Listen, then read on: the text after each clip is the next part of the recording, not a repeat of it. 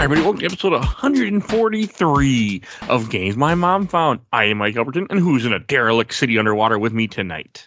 Hello, my name is Bill Tucker, and by the time you hear this, I will be clinically insane.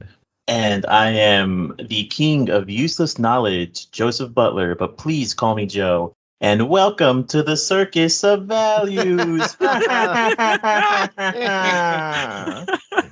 All right. And before we go too far, I do want to mention that we are starting a new Patreon poll at the time that you're hearing this. And this time we're going a little different, another pilot test episode.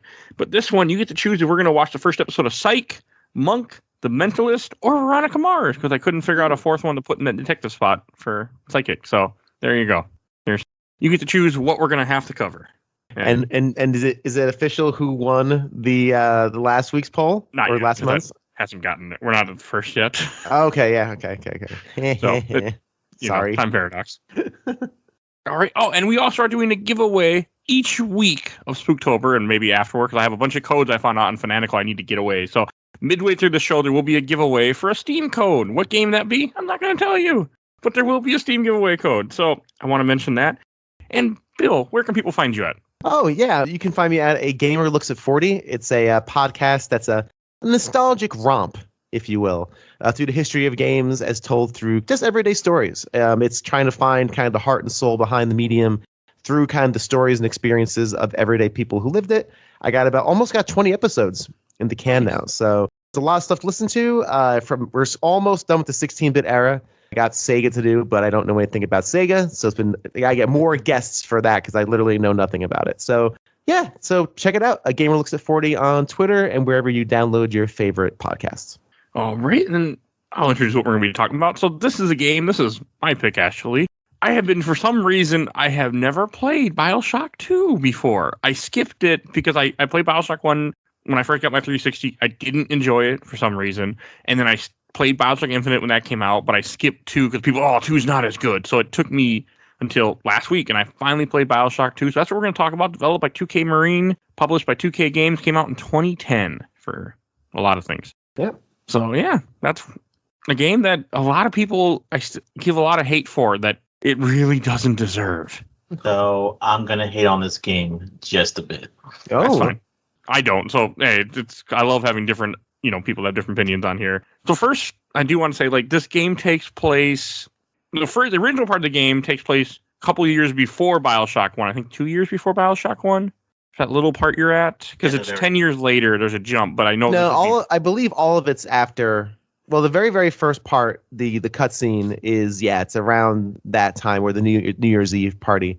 And yeah, it's around that time, but you start out 10 years later when you finally wake up. Yeah, the opening, you're cruising around with your little sister, looking for Adam, and then a mysterious lady comes out of nowhere after you get hypnotized by a splicer and tells you to shoot yourself in a very tense scene, and then you wake up.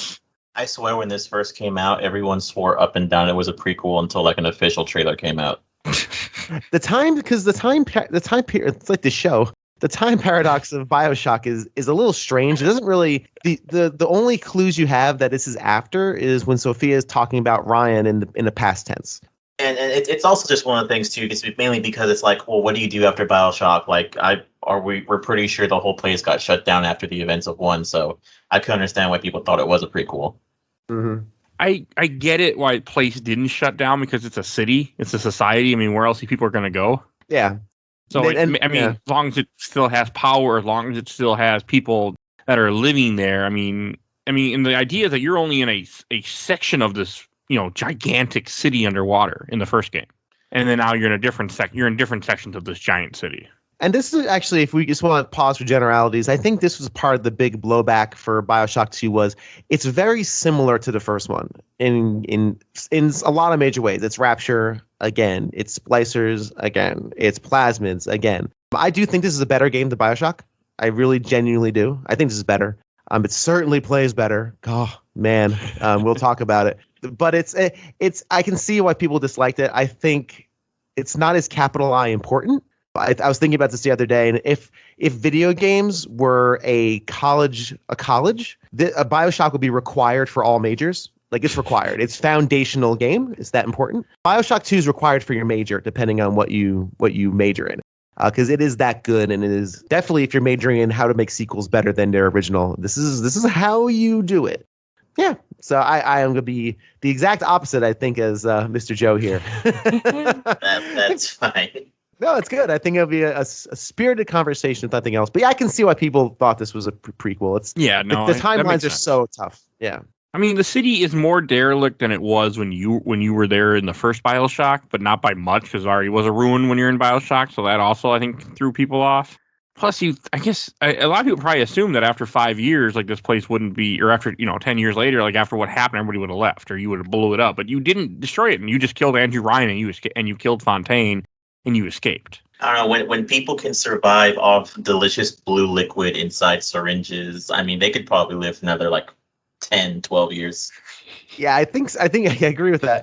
And there's also society. We also talk about in BioShock, and we see a lot of it more here, where there are other people who live here. It's not just high society. It's not just, the rich and elite and the geniuses. There are people who clean the toilets, and those people are going to continue surviving. And anytime someone in power goes away, somebody else slips in. That's just the way life works and society works. So, Oh yeah, yeah, that's been proven many times throughout history.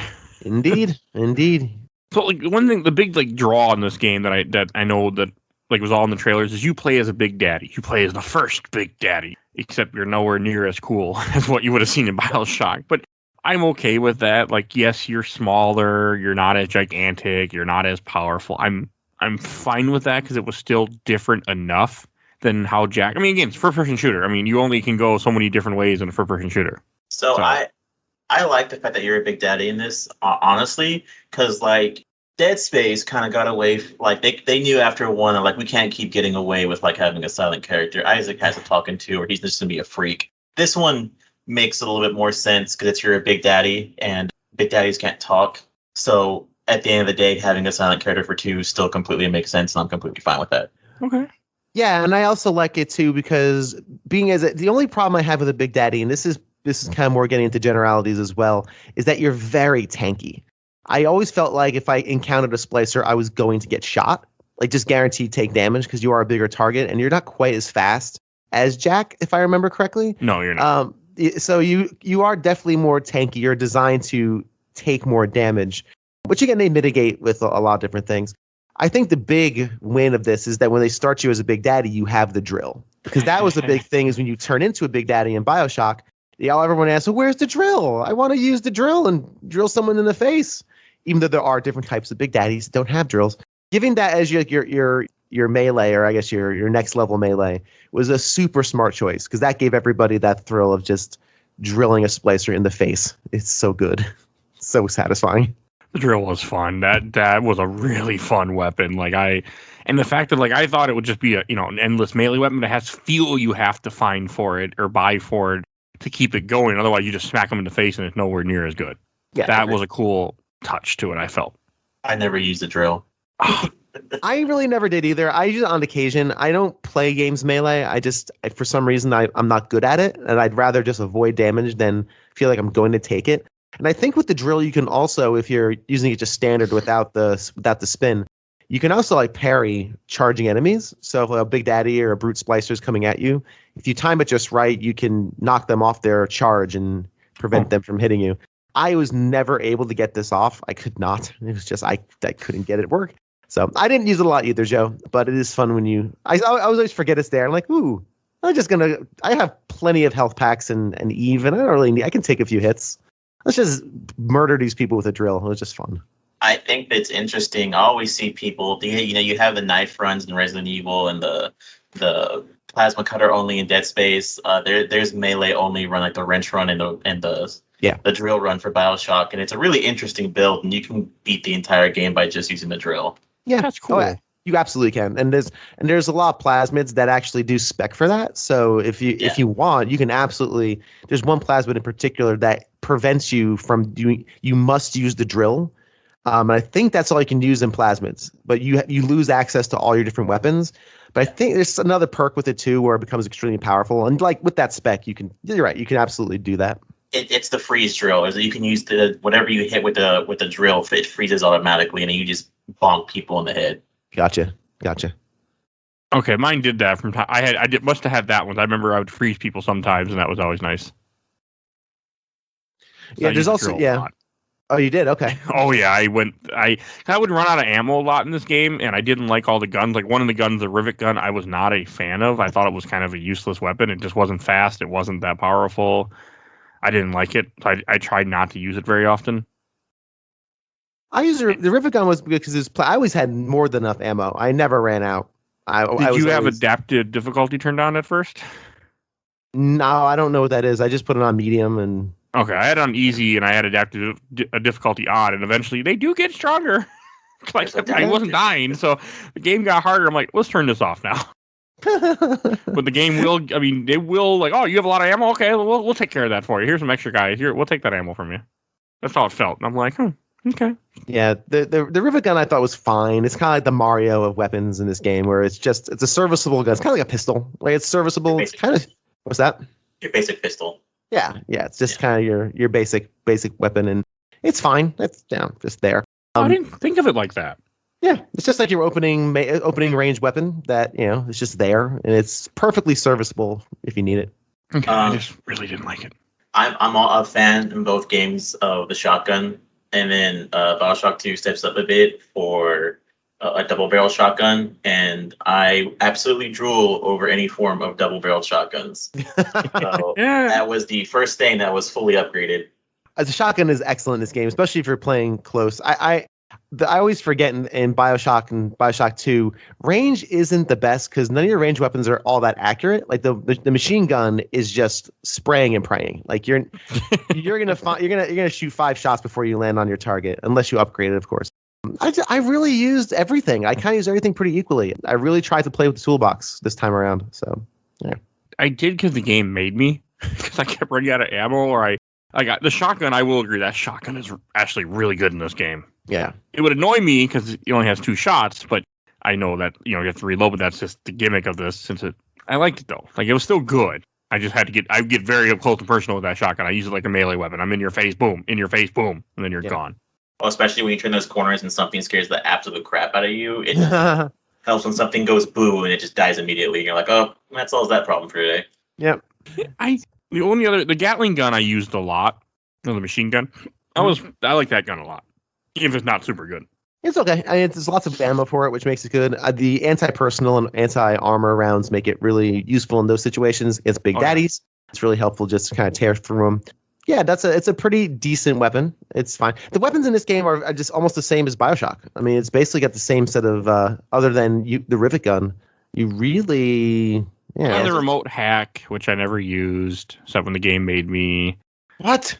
Oh my gosh! Yeah, hack everything. Hack the world. I did, but I ran up to everything and would shock it first, then hit the beam key. No, you never run out of hacking. I know, I didn't run out of them. I just didn't use them. Oh yeah, you didn't use them. That's why you didn't. I hacked everything manually. I'd run up to everything and hack it. Oh no, you gotta do it from remote. That way, you can from far away hack the camera, for example. Splicer walks under it. Security bots come down. And oh boy, I just have said it before. One of my favorite things in games is when I can turn the tables on my opponent using their stuff. I just love that. It makes me feel like a genius. And when you get those little security bots out, you can hack them, and then they become your good bros. And they walk around with you and fly around. And they are really powerful towards the end of the game. Never once did I hack a camera. I blew up every single camera I saw. Never once. Why? I hacked everything. Vending machines, cameras, like you never knew. The one thing I do think is hilarious, I remember back in the day in the Reddit forums for Bioshock, because I never actually owned it. I ain't owned like a 360 till like maybe right before the Xbox One came out, maybe like 2 years before the new Xbox came out. But I remember someone posting something like, does anyone know if the PC Bioshock has a mod? Because I'm colorblind. And I'm like, oh, that's sad. Yes. Games have, I think, largely evolved past that, requiring colors to do puzzles and QuickTime events and such. Yeah. I think we're past that now as like a gaming, design flaw, because that's huge. Accessibility has obviously been a big story for a few years now. We didn't talk about history. My history with this game is I bought it. I played Bioshock on the PS3 when it came out. And I really enjoyed it. The story on that is in the other podcast. Listen to the other show. Listen to the other one. Give my boy a click. And then with Bioshock 2, I bought it for cheap, like $15 or something, a couple of years down the line. And I never played it. It just sat in my drawer. Like, I just never kind of forgot about it. And then all of a sudden, one day, I don't remember when it was, I was like, I still have this game. I like Bioshock. Popped it in, and oh boy, I was like, oh, this is great. I kind of like Mass Effect Andromeda. I have Mass Effect Andromeda, and it's been sitting there for 4 years. And I'm like, people hate this game. Why am I going to play this? I guess I don't know. Just leave it there. So. People like to make fun of Resident Evil. Bioshock has slowly been creeping up there and like coming out remastered. I believe it just came back out for the Switch like maybe a year ago. Yeah, I have the Bioshock remastered edition for PC. So that's how I played it. I played it. Yeah, I own this on 360. I bought this on 2 copies on PS3 because the first one didn't have a case. I bought another one to have the actual case, and I bought the remastered version on Xbox One, and then I bought the PC collection just recently, and that's what I played. I mean, they're always so cheap. I mean, as of like a few weeks ago, it was $12. I actually looked it up. Like, how much can I get this whole series for? Oh, I paid less than that. Yeah, see, there you go. I forget. I got it in some humble bundle or something that was dirt cheap, and I'm just like, I really should buy this. What was it? My husband bought it for me for PC like a year ago for no reason. I think it was like $5 or like maybe $3. I think. Yeah.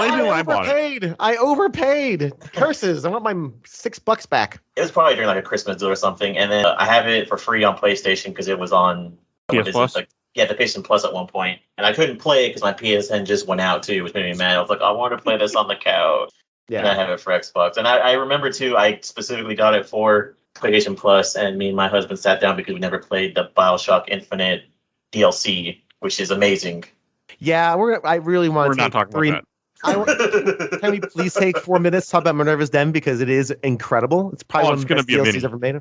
Yeah, I just beat. I was like, oh man, I gotta get through this. And I started doing overtime for my job, and I beat Bioshock 2 Friday night before I had to go into work, and I was like, oh, I really hope Mike doesn't want me to do the DLC, otherwise. No, that's. I do want you to do a DLC, but that's going to be a mini that we'll talk about after recording. Cool. Okay. Well, it's interesting because I actually had the opposite. I finished it early. I finished like around Monday of this week, and I'm like, I don't think he's going to want to talk about the DLC. But I'm like, but I really want to play because I had never played it before. I never played it, so I'm like, I hear it's phenomenal, and I dug in and spent the 6 hours playing it, whatever. And man, is it good! Oh, it's so good. We'll talk about it another day. Yeah. I never played it too. I bought it multiple times. I never played it. Great. It's great. You're in for a treat.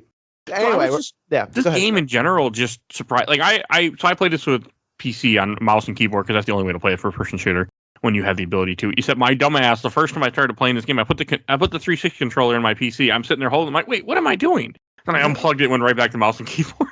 So I did like the first room with controller, and I'm like, wait, why am I have a controller in my hand? This doesn't seem right. I forgot to play with mouse. I play all my games with controllers, so I play this with controller. I used to, but first-person shooters are better with a mouse and keyboard. But the first game I ever did that with was Stalker, which is not the game to start with to learn that. But jeez, yeah, that's a hard-ass game. But I've gotten accustomed to it that I really like the setup for mouse and keyboard or for first-person shooter. Yeah, I play this mouse and keyboard too. I'm not elite PC gamer type. I played my entire life on console, so I do like controllers better. But I'm teaching myself to learn mouse and keyboard, so I'm still not great at it, which caused some untimely deaths for me, and just because I'm fumble-fingered with the PC. But yeah, I don't know. I just enjoyed it. I like playing the PC better. Just mouse and keyboard just seems, I don't know. I love my laptop, and it doesn't hog the TV, so I could play Bioshock 2. My wife was watching Korean dramas, so it didn't upset what she was doing. That's one reason I love keyboard, because I'm like, here, you can watch your Korean dramas, and I'm gonna sit next to you and play Bioshock 2. I'll be back here. So that's why I like laptop, because I can do that. I don't have to go somewhere else. I don't have to interrupt. I can just do this and still be near her, so it's nice. But, I mean, Bioshock 2 was like... So, I mean, I get the complaints with it, but to me, yes, it felt like some stuff was reused, but I didn't care. It was more of a good game. It was more fun. It was more action. It was... the story I also enjoyed. Like, yes, there isn't a big twist like in Bioshock 1. I mean, there's no... Would you kindly... I guess there is a twist to find out that the Eleanor, because the whole time you're after a little sister named Eleanor, which I thought was your actual daughter that was kidnapped, but it's not. You were just the first one bonded with her. nothing will ever beat Would You Kindly, in my personal opinion. That honestly, hands down, is like one of the best gaming twists. But I do like a lot of the story. If we want to bring up my main complaint for this game, I do not like escort missions. Escort missions are always been an issue with me for anything. If they're done right, they're done fine, so whatever. I did not like having, but this is the only reason why this game loses several points for me. I do not like having to guard little sisters to get Adam. I don't like You don't some. have to. You don't have to, but Yeah, you do. that the game gets a lot harder towards the end if you don't. But sometimes the bodies are positioned where it's like, okay, it's a hallway, that's fine. I'll put stuff down here, I'll guard the other side. And there's other times where it's like, oh, this room has like 6 entrances. All right, I hope that this works. And I do like that they made an Adam that helps, and it's like one of like the funniest ones in the game, which is the Hurricane Adam. Oh yeah, the Cyclone. Yeah, that's like they made that for this game, and that's honestly fine. But because of having to guard little sisters and some of the bodies are set up in really dumb places, this game, that's slightly what makes this game go from like an A to like a B- for me. Okay. I love it. I adore those sections. That's so interesting. I really love that. Again, setting traps is just really fun. The idea of being able to set up some cyclone, traps, a few trap rivets on the stairwells, and then a mini turret, like an auto turret that you get kind of midway through the game, and then just watch the splicers fly in the air and then the turrets shoot them while they're midair is joyous. I loved all that stuff. All that kind of like defend the sister stuff is really great. The levels are built well for it because there's different challenges depending on which one you do.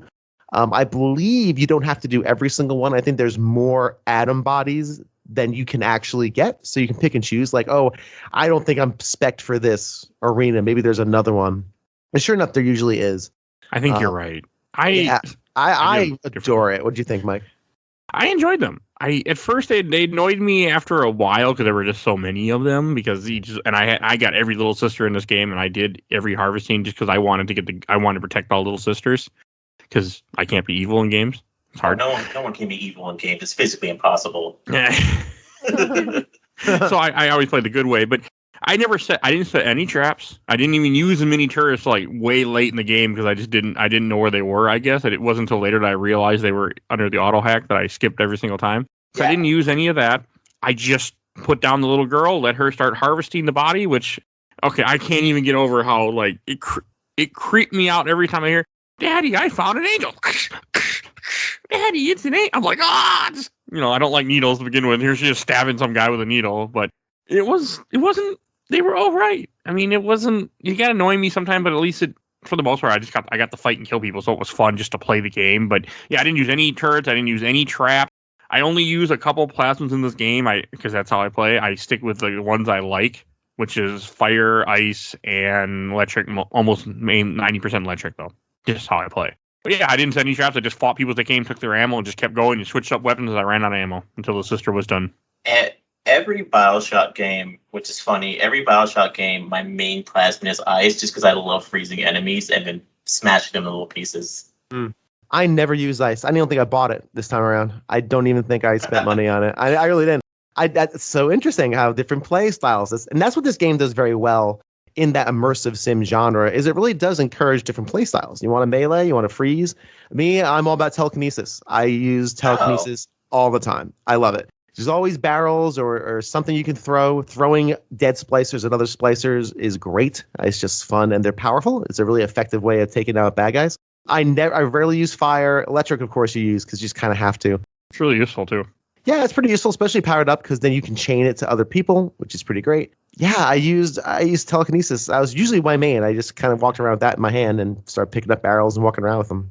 I don't know. I like shocking people. I also like burning people, except after I have a little story to tell. I've been waiting. listen to us. I also like burning people. That's actually really fun. Out of context, it was useful in this game. You burn them, and then they're stunned, and then sometimes they're standing in an oil pit. You can just do a lot of damage to them. I never used those dumb oil pits. That's so fun. A lot of oil pits. But I had a personal experience of burning this week, so I found that would, you know what? That would be, and the funny thing happened right after I beat this game too. So I think I felt like karma in a way, because it was like it was I think the same day I beat this game. Yeah, right after I beat this game, I got burned. So So I was getting ready. So I'm like, it's 10:30. I'm like, okay, we should get to bed. I gotta get up early. And my wife's like, no, I gotta get your shirt ironed so it looks nice because I work with her now. So she's like, I don't want you looking like a scrub. And so she buys a little steamer thing and she's steaming my shirt. And I'm talking to her and I was doing the dishes and I'm like, okay, I want a Little Debbie. And there's a Little Debbie box on the table, not that far from her. So I go to slip by her while she's steaming the sleeve of my shirt. And I don't know what happened, but somehow I got steamed instead. And I was wearing like a sleeveless shirt, which didn't protect me very much. And she steamed my side just for like a second. I just went screaming, grabbed my side. I'm like, oh yeah, it fucking hurt. And I just got first degree burn. I was in like terrible pain. I'm like, man, I can't imagine being lit on fire. Just it's awful. Yes, it was like that pain. Like I've been cut before. I've been smashed with things. I've had many injuries, and this was like, you know what? Burning really, really hurts. You sound like a cartoon character. I've been burned. I've been smashed with things. I have fallen down. I've been hit by things. Of course, everyone's been hit by things. Before. I have children. They're constantly throwing things at me. Well, partly with my job, I used to have to lift stuff, and there were times when you get hit with something, you drop it, or things that happen. Is there like a video of you having like an Acme boulder falling on you? No, none of those. I have done dumb things, but it really fucking hurt. And I was like, yeah, no, Bernie's not okay. Good. Yeah, burns are bad. No, I did not get the Little Debbie either until way later. I'm like, I'm going to eat that Little Debbie now. Didn't even get that Little Debbie at that point. Little Debbie Swiss roll. Yeah, I was too busy grabbing my side, and we had to go run to Walmart. I'm like, yeah, we gotta get to Walmart and go buy some burn cream and some bandages and wrap myself up. Yeah, so steamers hurt a lot. It's a lot. I just want to touch real quick back on the hacking. Sure. Does anybody miss pipe dreams, whatever that was called? I love pipes. I love doing pipes. Pipes is so fun, and I got really good at it in Bioshock. But this is definitely an improvement. The major improvement is that it happens in game. You don't leave the game.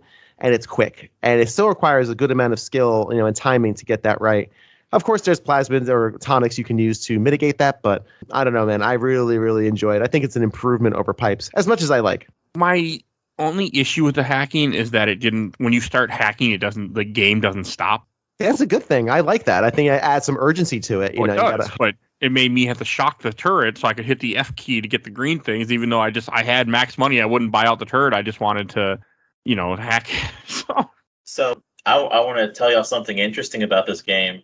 Where is it? In 2010, 2 weeks before Bioshock came out, I don't know if y'all heard about this, 2K sent out an article to people to promote Bioshock 2. And when they followed directions, it led them to a beach where there were a bunch of bottles that had Bioshock 2 posters in it. Whoa, that's cool. Yeah, I thought that was one of the interesting things about this game, and I wish there would be more stuff like that. But I love that convergence of like the real world and the game world. That's actually really neat. Yeah, I love that. I like, and also another. We're kind of all over the place here, but we'll get back on Critical Path momentarily. Ken Levine, the director and auteur of Bioshock, had nothing to do with this game at all. He completely had nothing to do with it. This was actually completely taken over by a different studio. And I believe one of the level designers for Bioshock directed it, so it does have lineage to the original. But Ken Levine, the man, the myth, the legend, had literally, I think they brought him in for like consulting, like, hey, does this look like a Big Daddy? Yeah. I think his thinking was that Bioshock told the story and there was really no need to do it. The directors were like, no, Rapture was a giant city, like Mike said, and there's tons of stories here. There has to be. Wasn't he working on Infinite too? I don't know if he was working on Infinite at the time. He should have stopped. Sorry, I had to do it. I had to do it once. I have to do it once. Oh, come on! I like Infinite. Leave me alone. Me too. It's a bad game wrapped in a decent story. I haven't played it in a while, so I look forward to it. I'm sure I will, and I'm looking forward. I'm actually looking forward to it because I hope my tune changes. I hope it does. I hope I don't mind its really shitty morality and the bad things it says and just yuck. I at least agree at that. That's all really dumb stuff. It plays fine for this is now a shooter game. We're playing a shooter game. Okay, 2K. The story, meh. Yeah, I mean, people forget. People always focus on the Elizabeth stuff and like the multiple multiverse and all that, and that stuff's actually cool. I actually dig that. But people also forget about the fact that at the end of the game, you're fighting abolitionists. Like, you're just murdering them by the thousands. It's like, yeah, you know what? That's not great, Levine. I mean, look, if you want to have a high schooler's belief on things, that's fine, but don't stick that into your video game. I mean, it does. Bioshock is always about like the whole like Atlas Shrugged thing that we know we talked about in the first episode when we covered Bioshock a lot. I mean, this one has less of it, I feel, because you're in a ruined city and there's no Andrew Ryan. Well, your antagonist is the exact opposite, and Sophia Lamb is the collectivist. Basically, she came into Rapture. She was invited into Rapture, which I love this by Andrew Ryan because you have to be invited as a way to keep down the rabble, like reluctantly saying, you know what, we have a bunch of people who are living in squalor. If this, hippy dippy helps them, deal with life, then fine. It's a means. She was a means to an end. And she came there to basically troll him and take over. No, because her ideals are completely opposite to what he is. She believes in collective and humanity needs to work together for a common goal. Like most villains, she goes too far with her ideals, but we'll talk about that as we move forward. And that's what we kind of learned, what her end goal is with Eleanor. But that's the exact opposite. She believes in the power of community, where Andrew Ryan believes in, of course, the power of the self. And Sophia Lamb believes that the self is always flawed. You can't believe in the self because you are flawed as a self, which is actually a very religious view. And, so it's a diametrically opposite to what Andrew Ryan is. Okay. That's also a psychiatrist for you. Yeah, right, exactly. Yeah, basically. And isn't Tenenbaum was in the first game, if I remember correctly. She's the one that you're talking to when you're rescuing the little girls, the little sisters. Yeah. Okay, because she's only in this for a very brief. Like, I thought she'd be in here more. Like, I think she helps you in the beginning, like rescue you, and then she disappears, and then you don't see her again. Okay, so I wasn't the one. I thought that was weird. Okay, cool. Yeah, I thought that was odd. Like, I thought she played more of a part. It was very weird. She kind of just disappears in favor of the children of Lamb, the three main figures that you can decide the fates on. Yeah, she kind of just disappears. It was very strange. Yeah, I wasn't sure where she buggered off to. Okay, I guess they just felt like, oh, we got to have her in there from the first game. Okay, now we're going to go our own ways. We don't care. Which they should have had some kind of thing with her, or at least have her like show up in the end or something, talking to you. Or I guess yeah, go ahead. Sorry. Cool. Even or something like because I would imagine she's probably talking to you from the surface because like once all the little sisters go out of there, I would imagine she was probably like, well, my job here is done. I'm also going to the surface.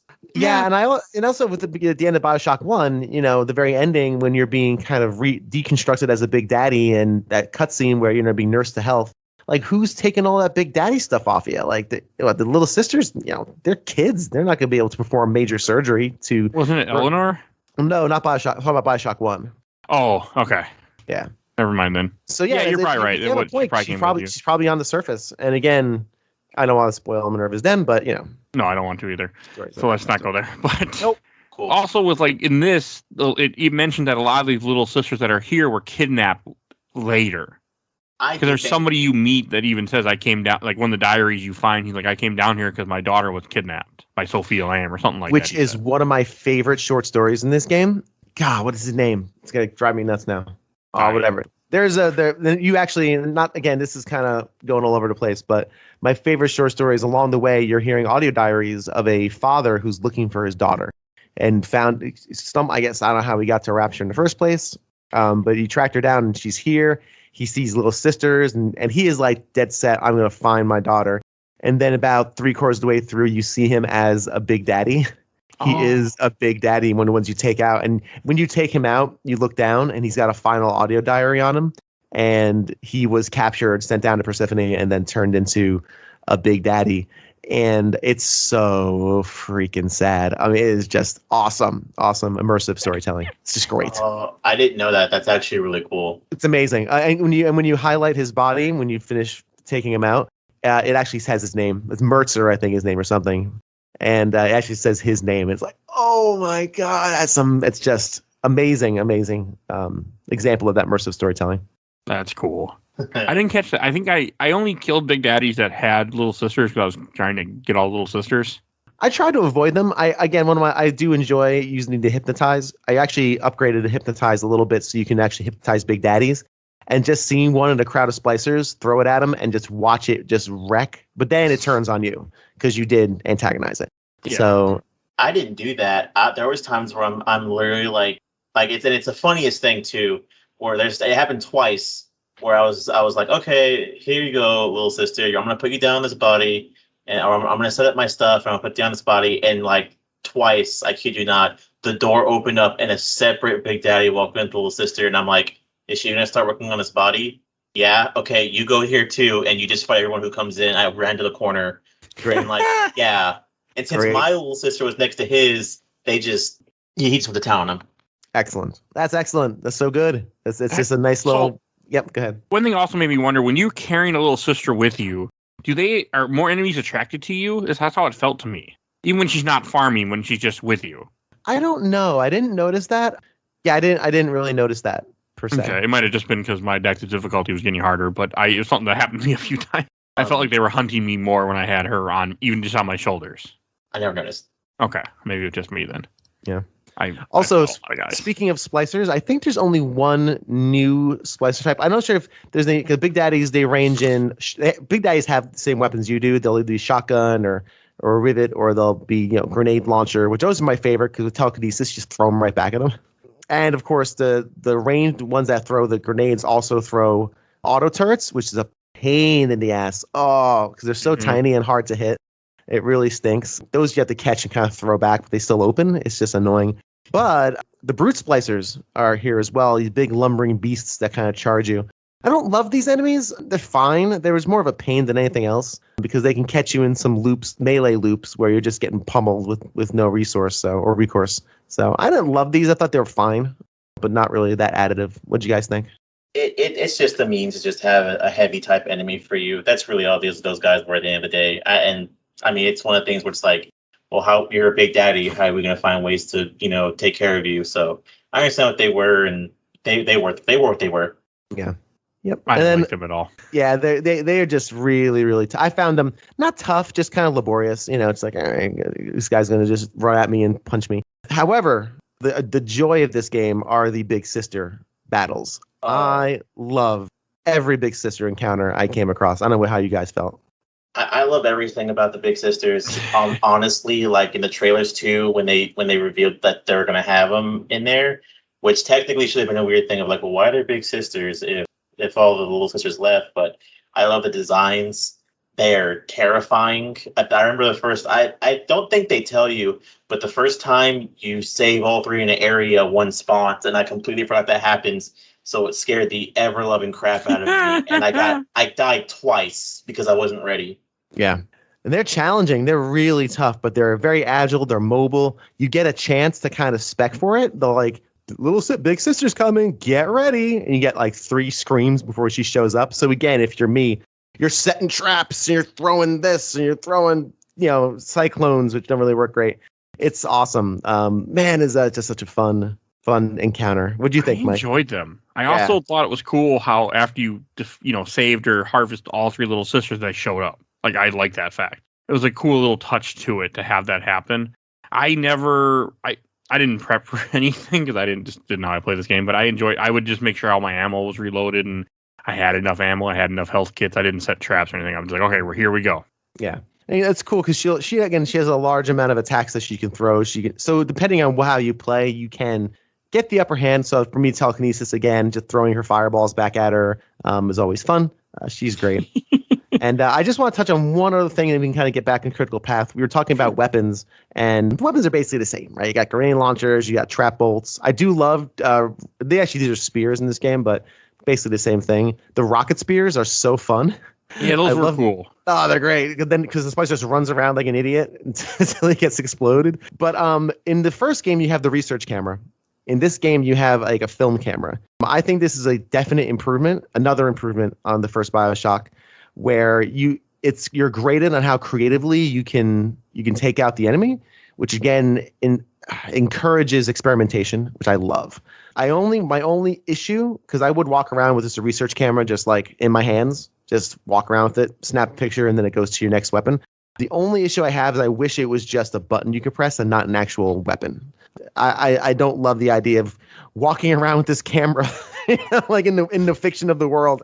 I guess it makes sense, but I wish it wasn't a weapon taking up a weapon slot. But yeah, no, I agree with you because it would be annoying to something I'd be trying to switch my weapons, and I'm like, I don't need that. The camera's not going to help me right now. Mike, did you or Maya and Joe, did you guys use that research camera at all? No.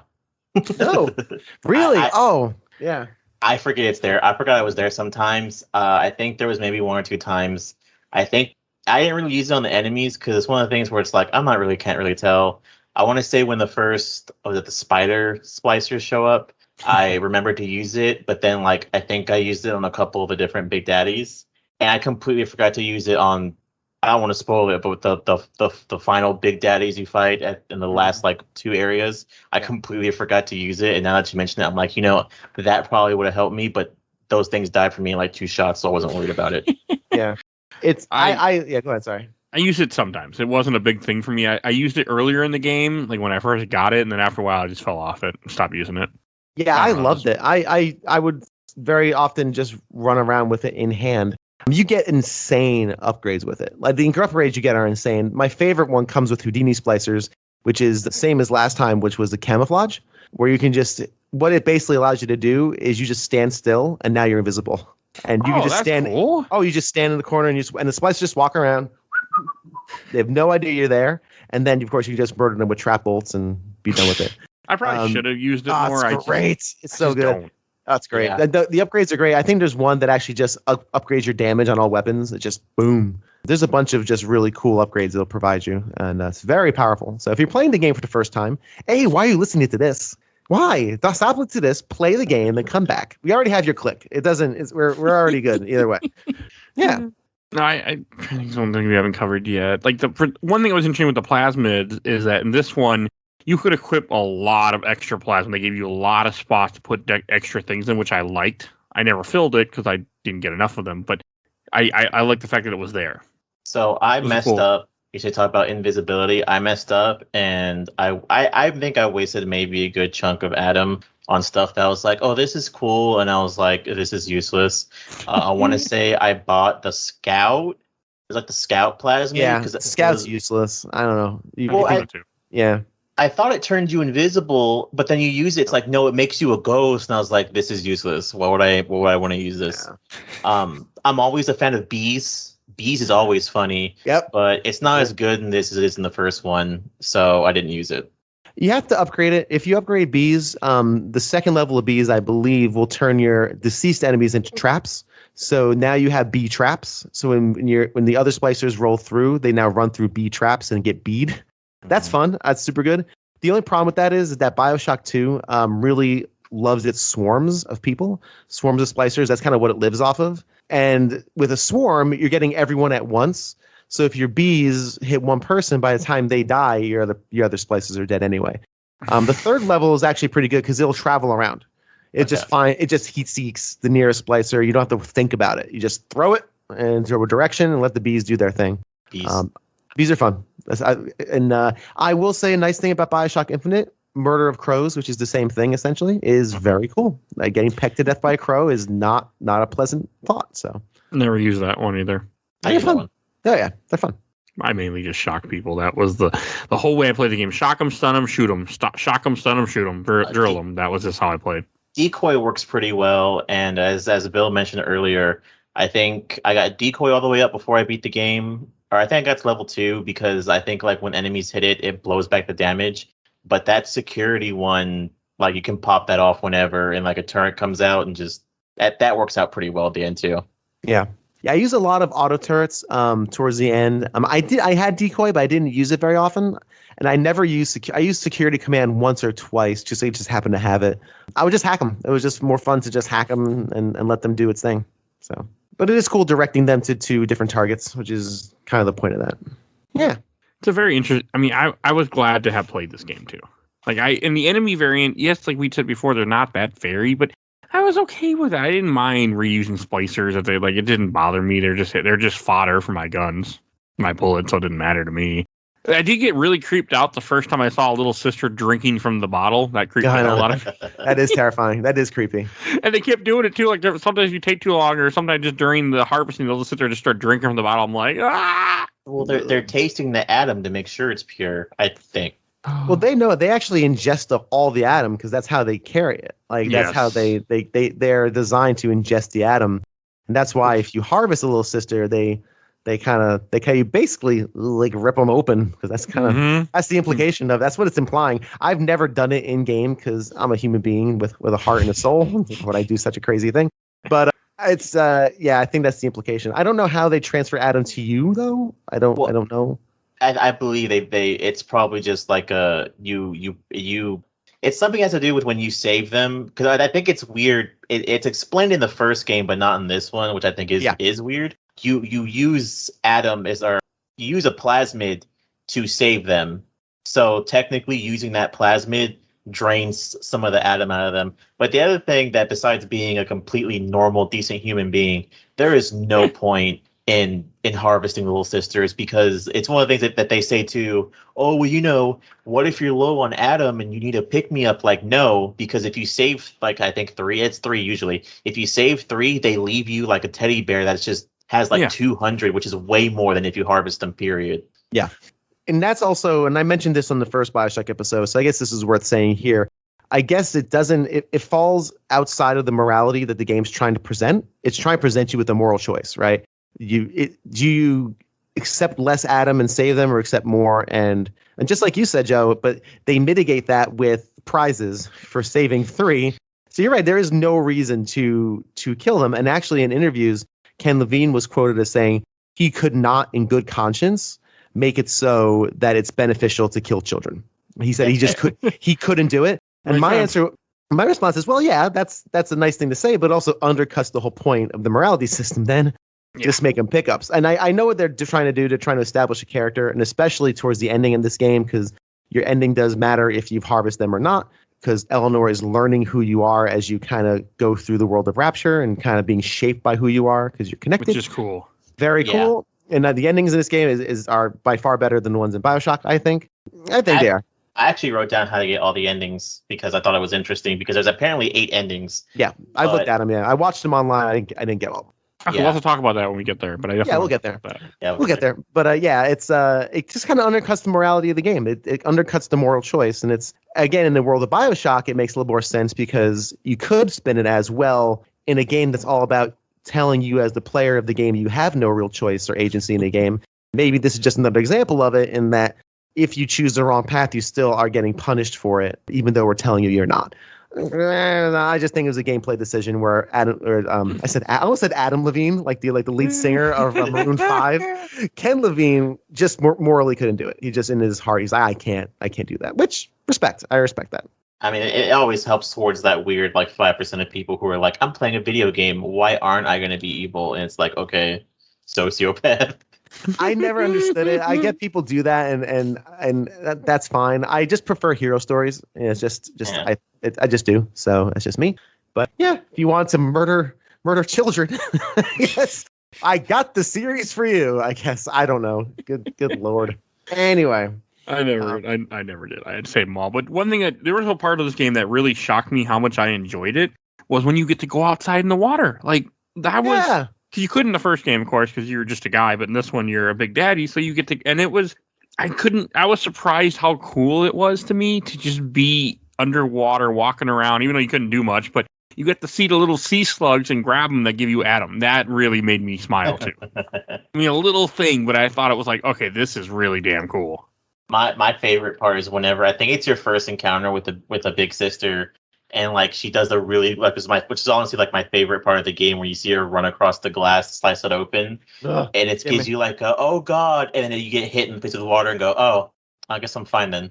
Yeah, it's I'm in a giant scuba suit. I forgot. Okay, very good.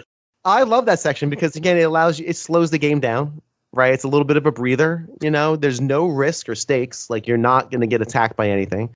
And it just allows you to kind of marvel at the world a bit. It reminds you that you're surrounded by water, because when you're in these environments, it's easy to forget you are, even though everything's leaking and everything's pouring water at you. It's easy to forget.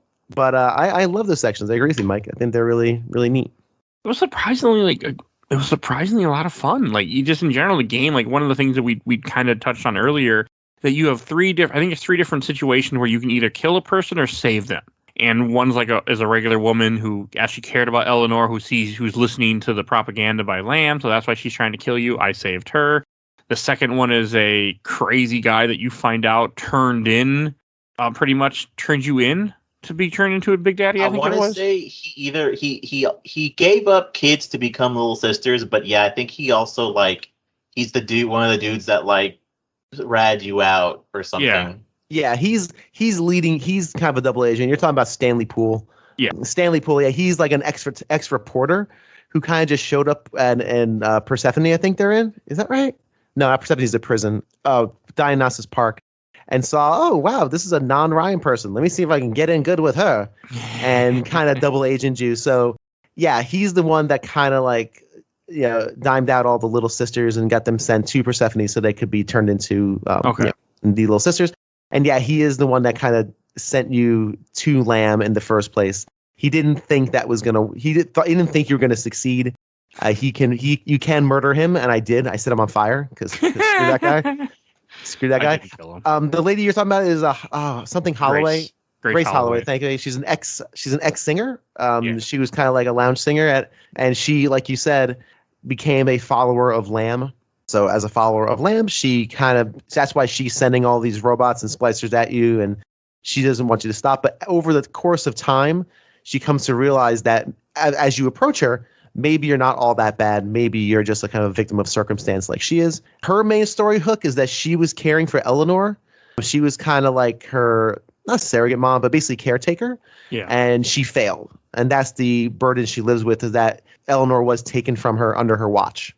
So she is now kind of burdened with this, and she is regretful, but she is a member of the kind of the collective of Lamb. And then you have the opportunity to kill her. I think if you do so, you're a mean-spirited person, because she was just laboring under, almost like cultish kind of plus brainwashing. She gives you stuff too if you save her. Of course she does, and she sends out security bots to help you. And when the areas you were just traversing in Pauper's Drop, if I think that's right. That is the name of an area, yes. Yeah, I think that's where it is, because it's like the slums. It's all these apartments where people live, and clearly it's not great. Yeah, she'll also help you with that first encounter. When you walk into a swarm of splicers, and she gives you stuff in the pneumo tubes. Yeah, she and you turn her around. She realizes, people can be decent. You're a big daddy. You actually have a heart and a soul, and if you have a heart and a soul, maybe there's something to live for. Maybe there's something to actually strive for, and maybe this whole Eleanor Lamb thing is a bunch of bumpkus. So I like hers. I think I wish the other two had I guess it didn't have to, because that's the point of the story. There's a line of dialogue that she likes, which I want to say is probably allude to the first game, where she basically asks if you're like a man or a cold-hearted machine. Mm-hmm. But I'll probably get into it towards the end, because I don't want to reveal a couple of the story twists. Sure. But she makes me think, like, at any point was Lamb a good mom? Because like the further you get into the game, you start realizing that like Sophia Lamb might just not be a good parent at all. No, not at all. And because it kind of goes in the beginning of the game where she's like, you stole my daughter from me. It's like, okay, I feel kind of bad, because a lot of the kids did get forced, and that they that you have the audio log and stuff. And I want to say it's that, like, after you deal with the first character, who you just say, I guess, said the name like several times, but I can't remember what her name is. Oh, Grace Holloway. Yeah, Grace Holloway. Grace Holloway talks about how she watched her, but it's also one of the things too where it's like, well, then was she too busy doing science to be a parent? Mm-hmm. And then after you deal with Grace Holloway, it's the weird thing of like, which I've never heard either, but like shooting Eleanor up with plasmids so she could see everyone's like memories. And it's like, that's when you start getting maybe she's not a good parent, like at all. No. Yeah. She's pretty bad. She's pretty bad. Yeah. I was just going to say that it's absolutely correct, because she's another means to an end. And I think the underlying theme of that is, no matter what side of the fence you live on, whether it's Randian politics and objectivism for Andrew Ryan, or if it's collectivism with Lamb, who's the exact opposite, in the end, taken to the extreme, it's bad. And again, I think Lamb, and you're right, because at first you're like, my daughter. It's not really her daughter. She's the one that's the means to the end. She's the one that's going to bring on the utopian person, because, we're kind of jumping around a bit, so that's fine. That's fine. The idea, her whole end game with Eleanor is that, you're right, she's going to fill her with all these plasmids and allow her to ingest the memories and the thoughts of all the great minds of Rapture, and become this utopian person, because her feeling is you can't create a utopian world with flawed people in it. You need to create a utopian person and let a utopian world build from there. And of course, that turns into a whole Clockwork Orange situation where if you are a person, if you have no control over your actions, are you really a person? Yeah, it's you're right. She kind of starts out as just like mom, and you're like, oh, she's looking for, and then you realize very quickly, oh no, Eleanor is just a means to an end. There might be affection, I think, and I think there is a human being affection because she is a collectivist. She understands, she's got more of a heart than I think Andrew Ryan would. But in the end, she's single-minded to her goals because that's just what these people are, Yeah, that's why I ended up here. That's how they end up here, right? Exactly. And the third guy that you get to choose with is you turn into a giant monster, slug. Okay.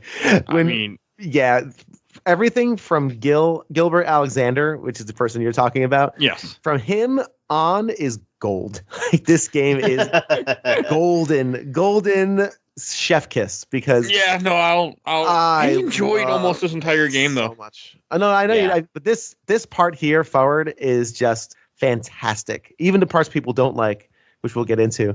Let's save Gil Alexander because man, is he just good to dine on. So I think we got to the part where we're talking about Grace Holloway. That might be a good place to start. Oh, you're led by Augustus Sinclair, your unreliable narrator. He's kind of your Atlas of the game. Ends up becoming a much cooler guy than Atlas. Yes. Well, yeah. Atlas turns into Fontaine, who turns into a stupid video game monster. But yes, he is very interesting and cool. Which I will get into at the end. Cool, because again, all the joy. This is I think another thing people complain about. It's a very slow burn. Like this game starts pretty slow. You don't know a lot. You're just a big daddy murdering splicers, but you got to stick with it to 2/3, and then it all comes together, and it's like, wow, yes, please. It's fun. It's funny you say that because Mike texted me. He's like, "Don't forget we're doing Bioshock in a week or 2 weeks," and I was like, "Oh crap! Yeah, I have to play Bioshock." I thought I still had another week, but I ended up playing it, and then I had to work, and then I only had 1 day off, so I came home, and I honestly cannot tell y'all where I left off because I started my game and the horror music was playing, and I was like, "Oh, where am I? What am I doing? Oh, Splicer! Oh, and it was the final part with Grace Holloway where you have to make the big decision of shooting her in the face or not, which I didn't. Good man. So I guess we go from Grace Holloway on. That's kind of the first time we get there. So then we move on to, I gotta look at my notes here. Oh no. We can't continue on. We can't continue on until we talk about Ryan Amusements. Okay, that was a pretty cool area. My too. second favorite part of area of this game. Might be my favorite. Not like the Persephone, but I love Ryan Amusements. I love the idea of an amusement park designed to indoctrinate children on Ryan's Randian theories of objectivism, and just how self-celebratory it is. Andrew Ryan on his boat. Actually, last night I kind of went through my different saves, just kind of reacclimate myself before the show, and I had to stop in Ryan Amusements that section again. It's so great. All the animatronic hands and whatnot as they go through the park. It's a really neat area because there's lots of hidey holes and different divergent paths, and a lot of this game is kind of a straight line to a certain extent, to a certain extent. But there's lots of little fun, little areas to explore, and this game is this area is full of them. And again, fun little short stories. Yeah, go ahead. So I know, I hate to bring it up to we all know they're making a Bioshock 4. It's been in the talks for the last decade. Yep. I really just want a Bioshock game set while Rapture was still kind of okay. You maybe actually witness a little bit before a downfall, because that whole entire city is interesting, and especially them adding all this weird stuff to it in the sequel is pretty cool. It's great. There's so many opportunities for it. I really do. They just put it back in Rapture. Let's just abandon the Infinite stuff and let's just go back to Rapture and just more. And actually, I was listening to a podcast about this a while ago. And the host had an idea. He's like, why can't Bioshock just be like an American Horror Story, where it's just all these different stories that they're not connected, of megalomaniac people, ruining societies. Maybe do we have to have everything connected? Maybe it can just be an anthology. And I think it's a really neat idea. This idea has legs for a lot of different applications to explore a lot of different. I'd love to see we get a little bit of theology here, religious kind of fervor with Simon Wales, but I'd love to see that, and Bioshock Infinite is, nothing but that, but they handle that stupidly too. We'll get there eventually. Yeah, they handle that dumbly. Wrong. I want my Bioshock in the moon, and I want my Bioshock in lava. I love it. I'll take it. All right, shooting things in zero gravity, just like floating, and yeah, that's pretty neat. So, before we go any far, I do want to give out the giveaway code that I mentioned. So the giveaway code that I've been sitting on for a long time is 13 the game, Classic Edition, because I know everybody wants to play that game. No one probably does, but here's the code for Steam. Hey, and if you're hearing this later, who knows? Last time I did the code, nobody downloaded it for over a week, so you never know. So if you're listening to this, pull up your Steam or write this down. The code is NY7MEP5LER4K. I said or a 0. I'm not sure which one, so I apologize if it doesn't work. Oh, don't worry about it. Try either one. If you do the wrong one, you'll end up with some weird Japanese dating sim, and you'll be fine. You should get something else for you to learn. 13 Classic. Hopefully somebody will download that and wonder why I gave them to him for free. But you know what? I had it on here and I had to get rid of it. So there you go. Oh, I can't believe I got Japanese Kabuki Princess forever. You know what? Somebody probably rather play something like that than 13. Yeah. Or we're in another high school, huh? That's what we're doing not now? a good game. It's 114. You sell this so well. You are just a salesperson because I am, but not. I don't like but you're honest. You're honest. I appreciate that. 13. I mean, it's free. Okay, I mean, play it, but the game is not.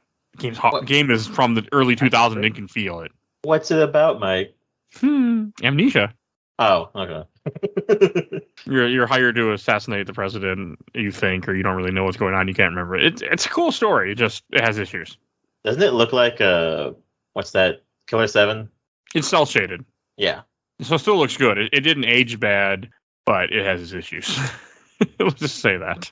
But all right. So as you were saying, like with Bioshock 2, like it's very the areas. I mean, another area you go to like Fontaine's area too, which I thought was kind of cool.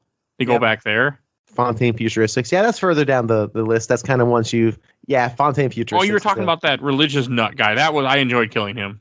Yeah, that was Siren Alley. He basically turns. I think that's Siren Alley. Is that right? That's not quite popular. I think so. Anyway, we'll say that's true. We'll accept it as true. That's all I know. Yeah, Siren Alley is when you come across Simon Wales. He was one part of a team. They were the main architects, if I'm not mistaken, of Rapture.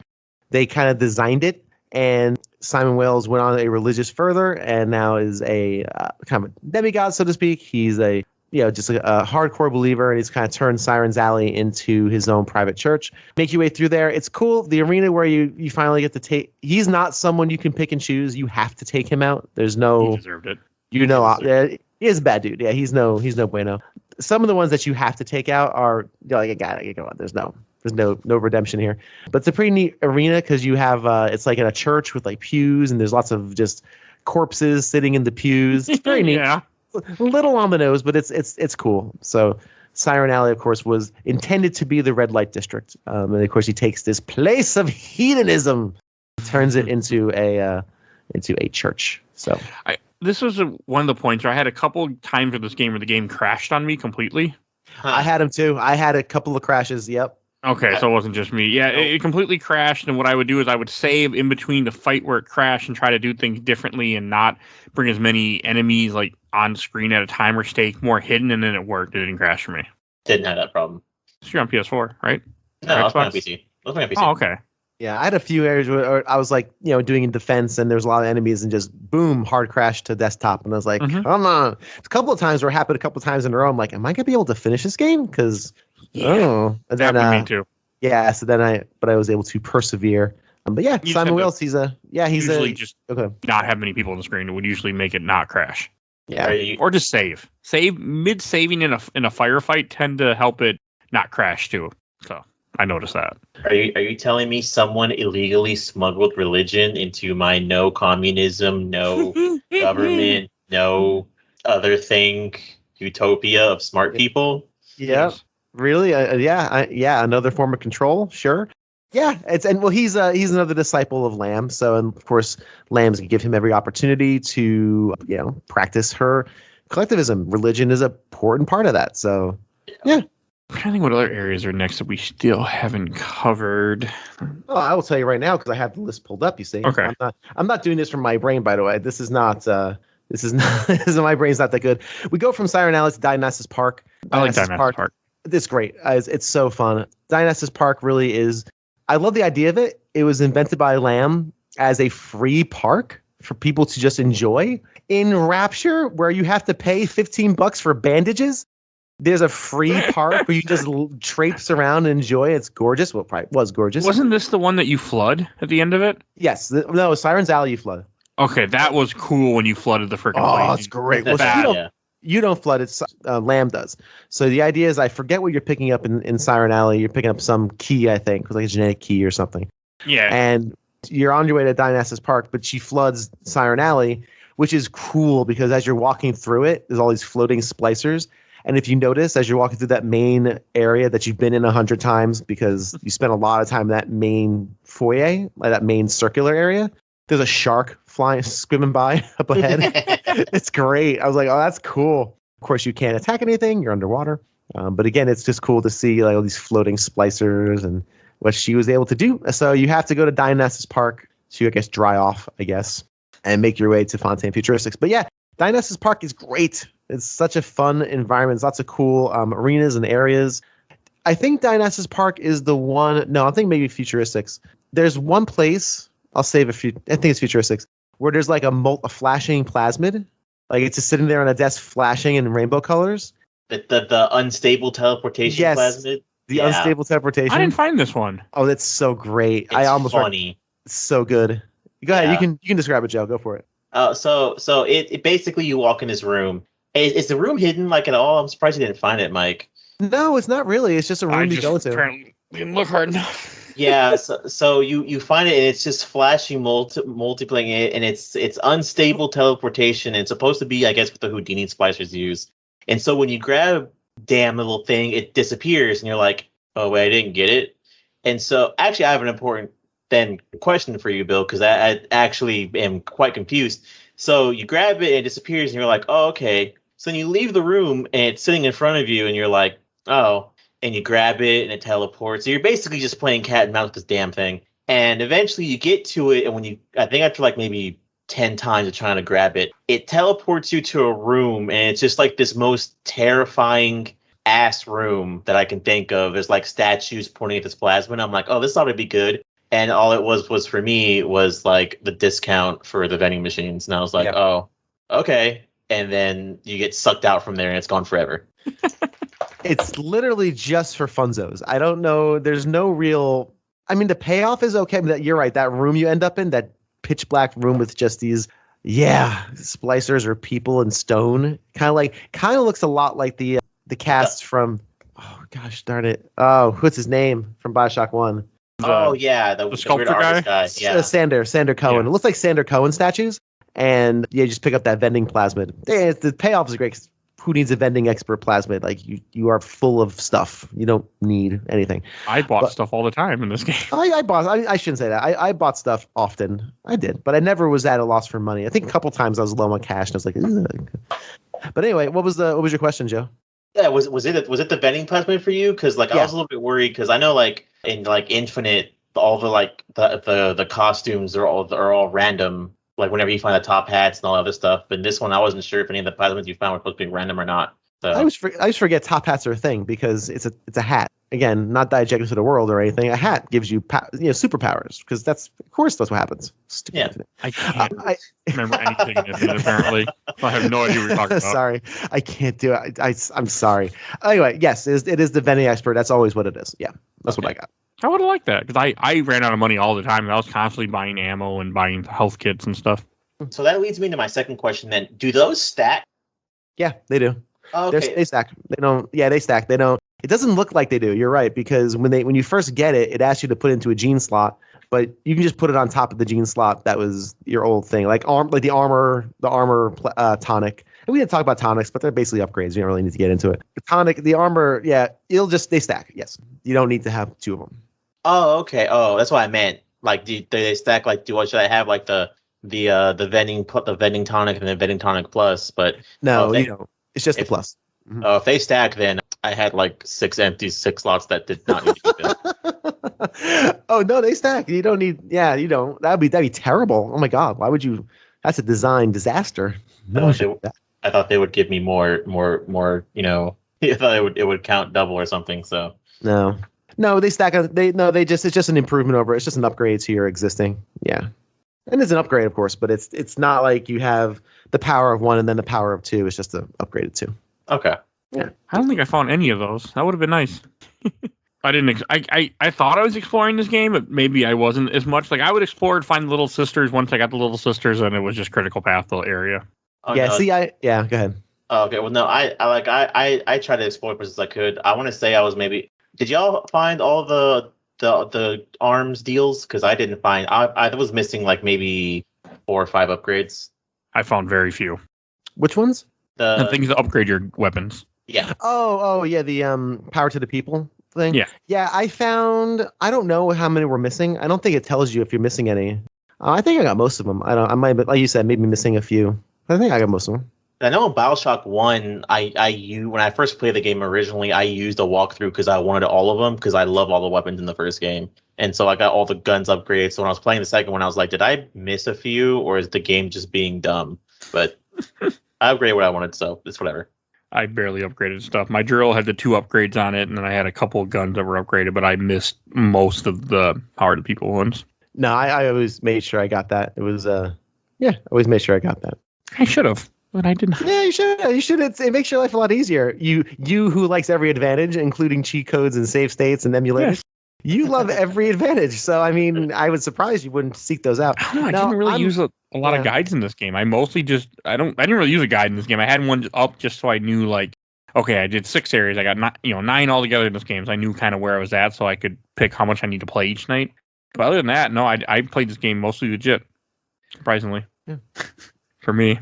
Indeed. Yeah, no, I like just pushing at the edges and finding every little hidey hole and every little I have to explore the whole map. I have to. Which is why these games take me forever to play. I think I looked it up. It's like, how long is Bioshock 2? And it was like maybe 12 hours. Like 12? I'm like already 15 and I just got to Gilbert Alexander. Like I'm constantly just roaming around, just looking for things. So I don't know. That's why I take forever to play games. Hence why I could never do this show on a regular basis. I couldn't. It's not easy. Chance. I would have to quit my job. How you do it, my friend? It's not easy to do what I do every week. Yeah, no. I'm very behind on stuff. But it's fine. A lot of discipline. Yeah, nothing's come out though, so that's also a good thing too. So it's a lot of discipline to edit and record and finish what I need to do for the recordings. It takes a lot, but I love it, so I do it. I feel you. So so after done, and also I think in this section, I think we're talking about Fontaine Futuristics, yes, where a lot of that stuff is. That is where we meet the third disciple of Lamb, Gil Alexander, which is the aforementioned monster in a fish tank. I like this one. This was a good one, I felt. Like this. Yeah. Just the fact that you're listening to all his recordings from before he turned into a monster and he knew it was coming and he left you all these recordings, he left you all these messages, and you're trying to go through to find different atom plants to attract him because you need to extract something from his DNA or something from him. Just attract him into a certain fishbowl. You need to get his genetic code for a key. Okay, a lot of the mechanics of this game of how to get from one place to another really meld together because it's more the story and then the experience. So I always forget what item you had to pick up for which thing, and I should write it down. But I always forget to write things down when I'm doing these big shows. So all right, I don't write much down, I should say. This is wonderful. I love this arena. There's lots of great places, different environments. I love the one environment where you go. I think it's like the Big Daddy testing ground. We kind of go underneath. It's a very low ceiling, and you pick up a plasma. Then, of course, you get swarmed by splicers and such, and a Big Daddy shows up. There were a lot of Big Daddies in this game, too. Yeah, they're all over the place. More than the first game. Oh, yeah, I think so. Go ahead. So this is where I was going. I didn't want to get into a spoiler earlier, so this is what I was talking about. Yeah, no, this is where you were introduced to the original Alpha series. Right. Yeah, and those guys were punks because I had a bunch of weapons and stuff. And they got a little annoying because I was like, oh, he'll send you one every time you do that. And then later on, down towards like the end of the area, I think I shot like 3 in a row. And I was like, how many of these things are there? I thought they said there were only like a few.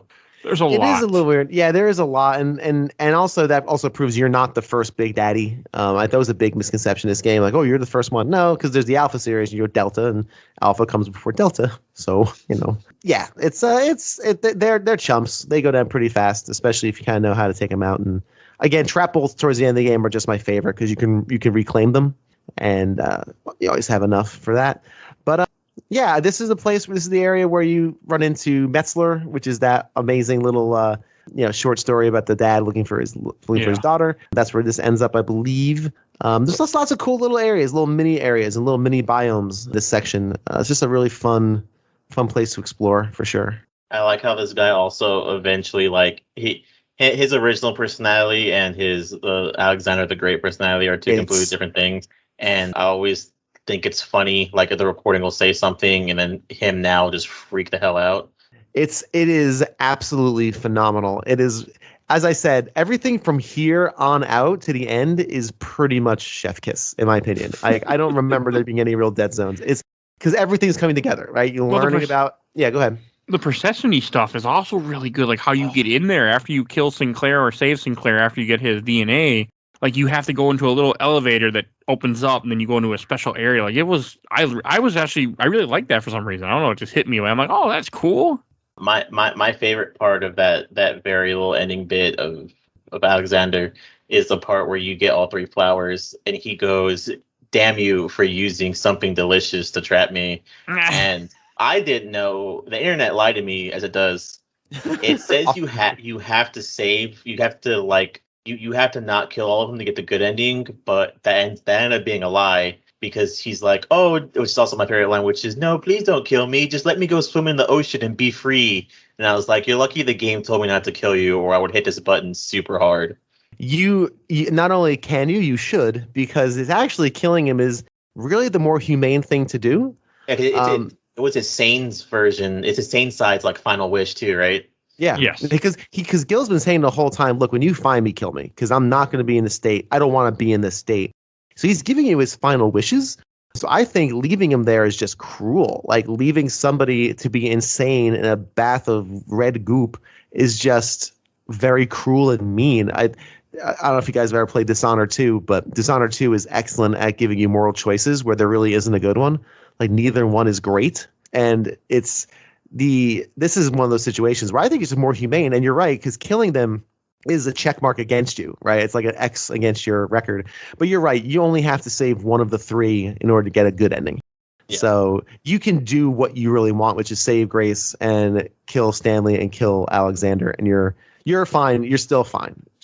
Eleanor, I guess, doesn't realize that 2 for 1. It's kind of a, To be fair, the other two completely deserve it.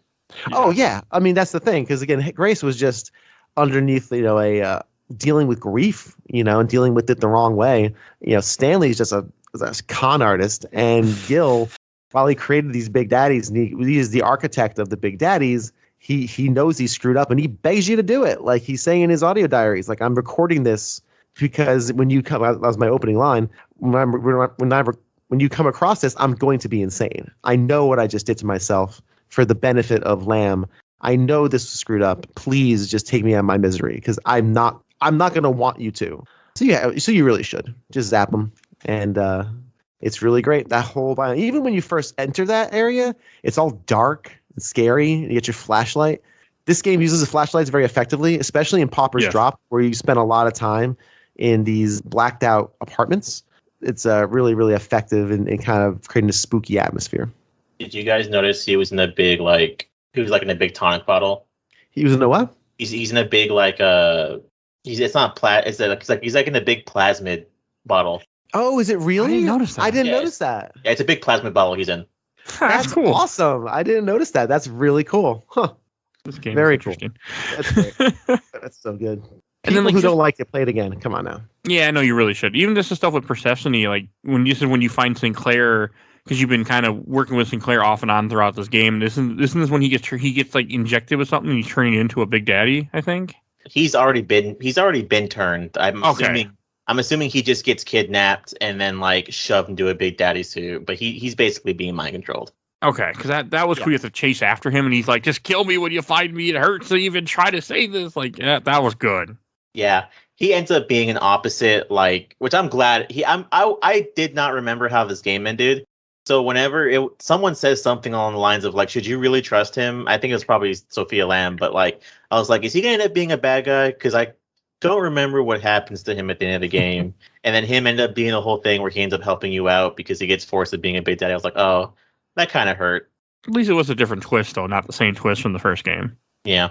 Yeah, you spend most of the game kind of assuming he's going to screw you over at some point, and he kind of does, but he's just he's also a pawn and doesn't really know it. Again, Lamb is really behind all the machinations. So, but since we got to Sinclair, I'm surprised we jumped over my personal favorite part of this entire game, which is the death and rebirth of Delta, which is the little sister run, which is my favorite. Oh, part. did I miss? Okay, I forgot that was in this. That was before this. That was great.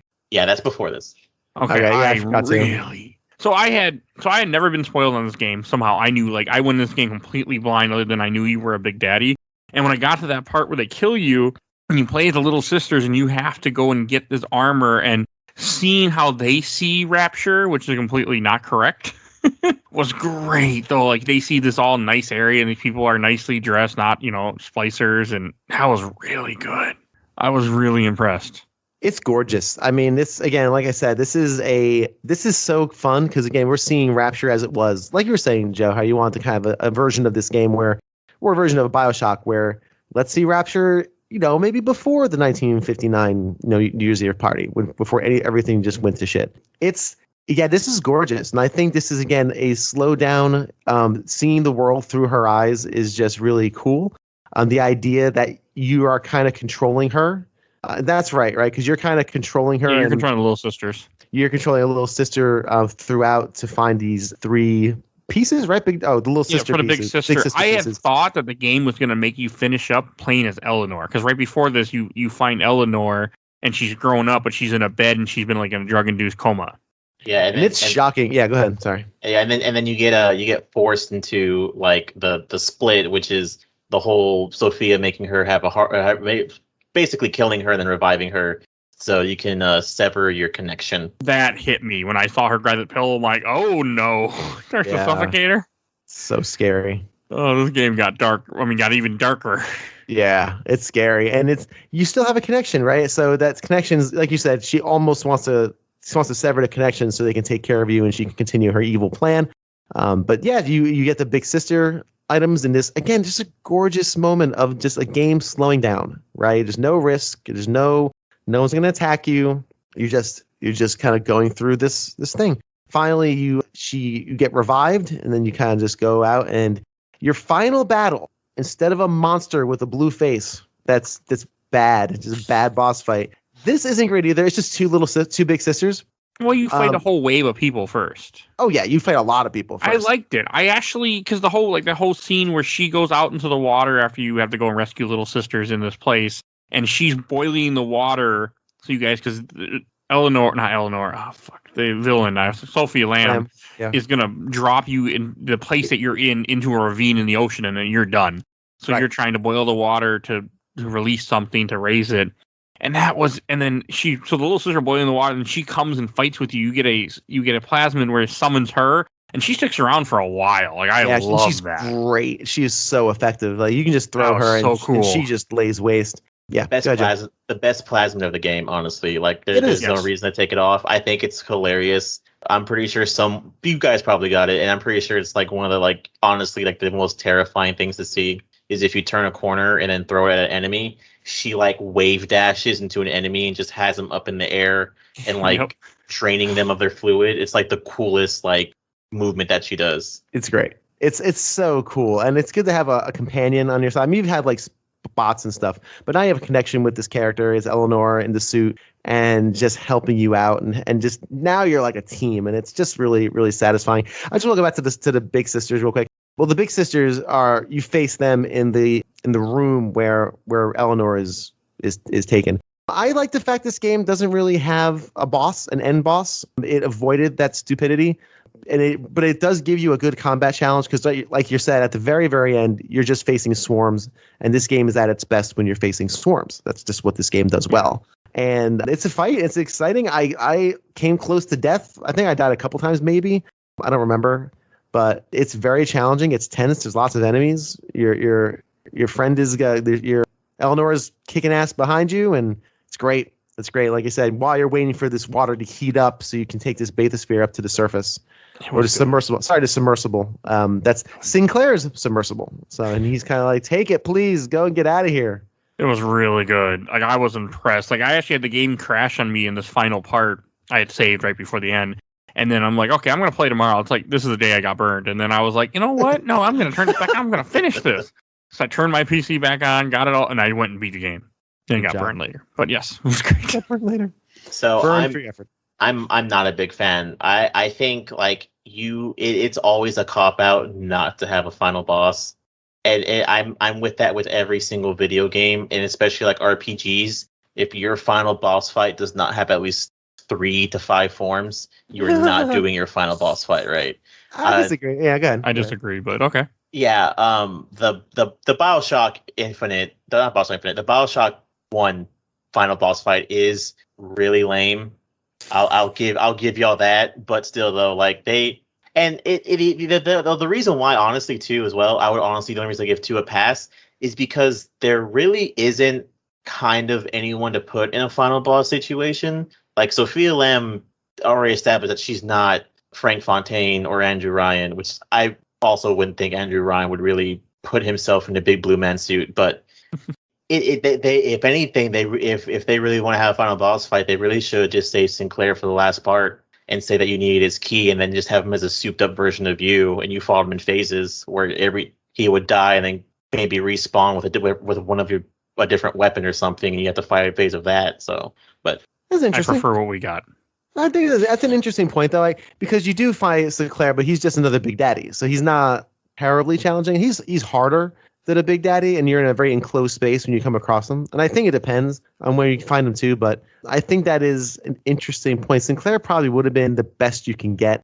I don't mind when there's no bosses, because again, I've said this on this show 1,000 times at this point, but final bosses are final exams.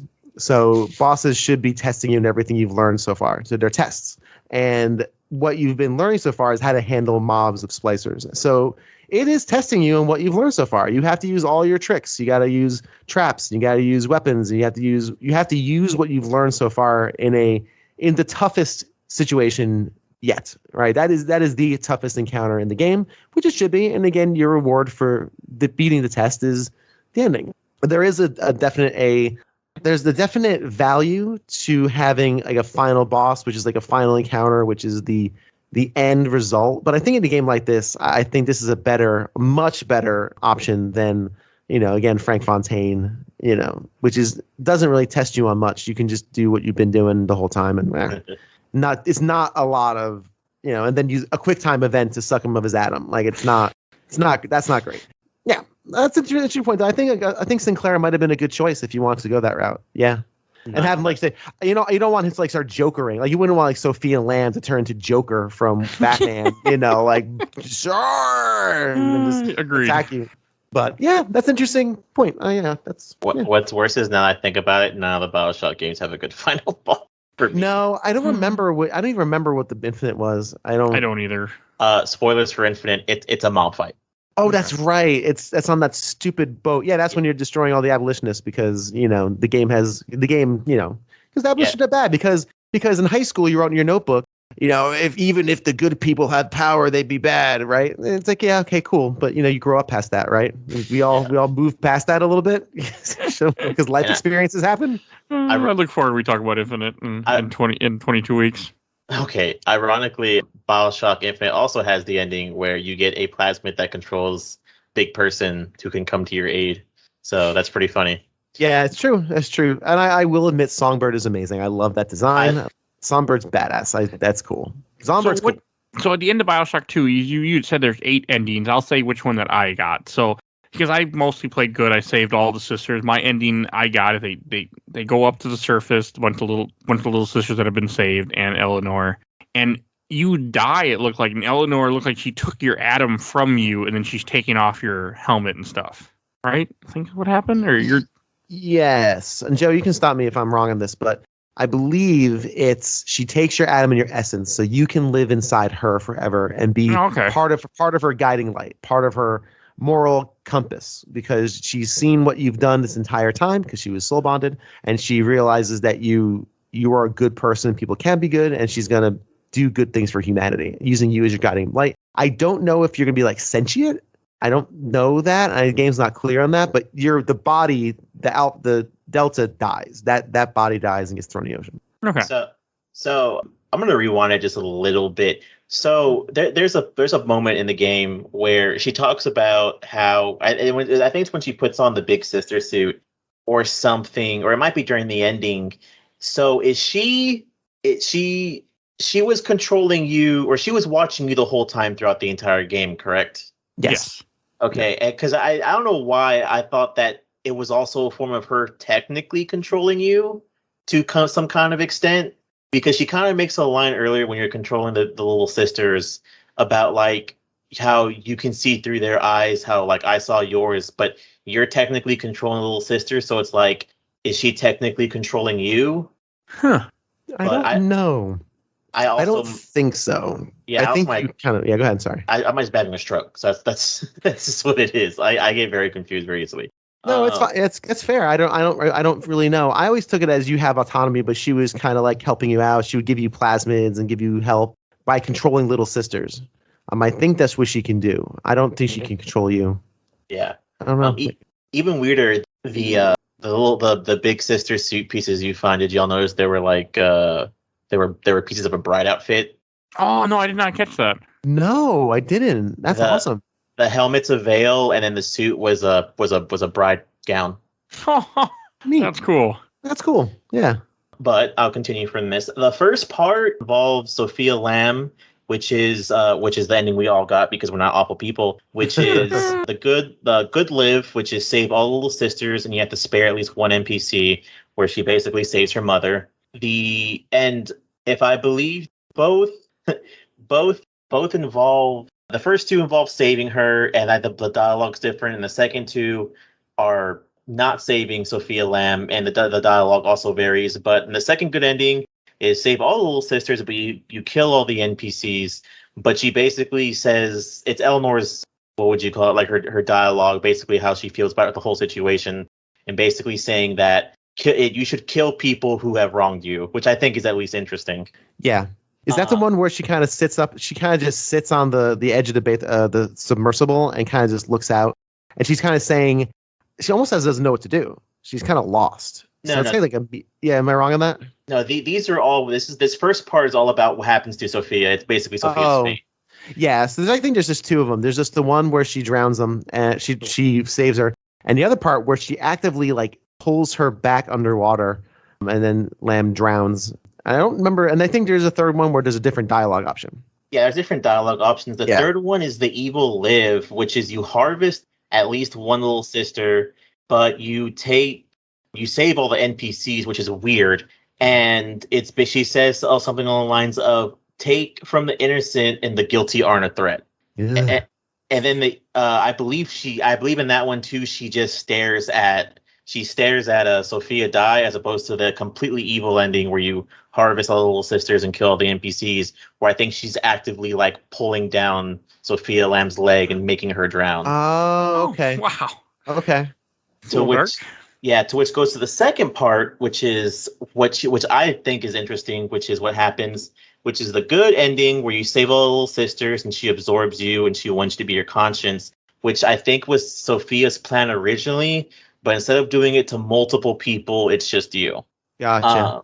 The sad ending, which is you have to harvest at least one and you have to save at least one NPC, you are actually given a choice to sacrifice yourself or not. Yep. And yeah, if you don't sacrifice yourself, she sits off in the ocean and she drags your body to like the edge. And she's kind of like, well, now I don't know what to do, but it's because you're a bad person. Right. I took that more as like morally ambiguous. Like she's kind of lost now. Like she's not quite. That's the one where she kind of sits down and you just fall into the water. Yeah, but the bad and evil choices, which is the bad choice, which is you choose to have her absorb you, is the same as the evil one, where she's basically like, oh, you're going to be the evil devil on my shoulder, and I'm going to completely turn the world on its head. And you see like people's bodies floating to the surface. Yeah. You just see, yeah, and it's getting stormy, and the waves are kind of crashing, and all these splicers are just, floating to the surface. Ugh, it's evil. The very good music is getting more terrifying. Yeah. And the actress who does the dialogue for Eleanor is fantastic. She's so good.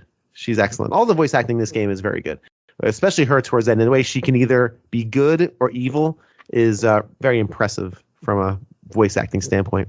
I was also happy that you do see the lighthouse at the end too. I like that. At least in the ending I got, you see the lighthouse. Yep, you hit the lighthouse. That was cool. Yep. Let's have a lighthouse in the middle of the ocean for a very top secret utopia where people can do whatever they want, including drugs. Yeah, hey, I never said it was the smartest thing, but hey. It's just spontaneous genetic modifications. Yeah, it's good. It's great. But remember, there's always a lighthouse. I don't remember everything that has to do with it. I just remember that line. There's always a lighthouse. There's always a lighthouse. Yeah, I can't remember the rest of it though, but cool. We'll talk about that some other time. Oh, I am looking forward to it. I really am. I want my opinion to change. I want to be with the cool kids who actually enjoy that game. I don't think I am, but we'll see. No, it's fine. If you hate that game, it's completely fine because I completely understand. So I'm going to read a few comments I got. I got a few, not a ton, but I have a few. So let's go through these quick. From firstly, I watched the entire Overblood Super Replay group from Seth Cameron. It's a great game and did things better than one, like the gunplay and the hacking. I was also more interested in the story too. A lot of people discredited it for whatever reason, but I always enjoyed it more than one. I only got to play the DLC when the collection came out, and it was really good. We'll talk about that another time. Yes. From Zek, I bought it around the time it came out because I had just played the first Bioshock. I liked it a lot. I didn't like having to protect every single little sister 2 or 3 times each, so it made it easier for me just to want only do the evil route on subsequent playthroughs. Understandable. I can't, but I understand it. Mm-hmm. And from the official Laser Time community, I got more than I expected. First one from Brian Langwalter. Would you kindly complete this amazing game? I did. From Alex Hartnett. I replayed the whole series recently, and it's not terrible. Okay. From Jonathan Navarro. I love the multiplayer for this back in the day, which we didn't play because it doesn't exist anymore, and we don't play multiplayer for the show anyway. Does it? Yeah, there was multiplayer for this. Yeah. Does it not exist? Is it kind of just dead? It's not in the. I don't think it does. Okay. I think in the remastered version that we all played, they got rid of it. Okay. Yeah, I don't remember seeing it, but yeah, there was a multiplayer for this. Yeah, as was the era. Every game had to have a multiplayer, no matter how hammered in and just like ham-handedly handled. Had to have multiplayer. So yeah. From Michael Irving, I remember being very excited to play this, but was really disappointed when I played it, which turned me off from wanting to play the DLC, which I heard is the best story DLC ever of all times.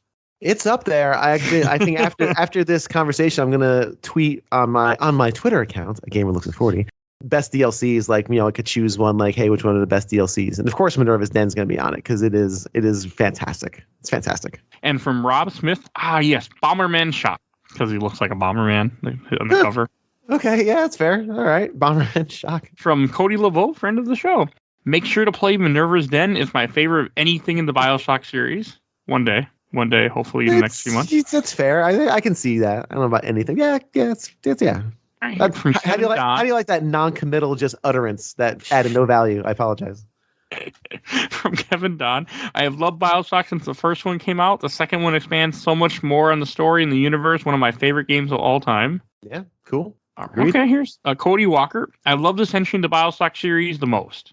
I do. I do too. I will talk about summations. Like I said in the open, though, this is definitely the most fun of the 3 by a long margin.